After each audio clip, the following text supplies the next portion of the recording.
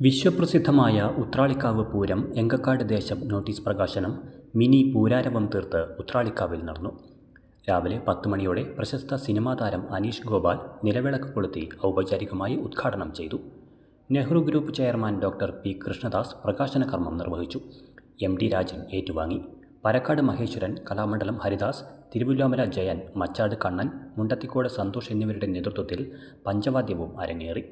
എങ്കക്കാട് ദേശം മുഖ്യ രക്ഷാധികാരി Marath Vijayan, PR Suresh Kumar, TP Gireeshan, Devaswom officer Sreeraj, PG Raveendran, Babu Pookkunnath, AK Satheesh Kumar, CA Chandrankutty, Thulasi Kannan, AV Subhash, Ajith Kumar Mallayya, PN Gokulan, C Jayesh Kumar, Andengattil Venugopal, K Anumod, NP Pradeep, VU Maneesh തുടങ്ങിയവർ പങ്കെടുത്തു.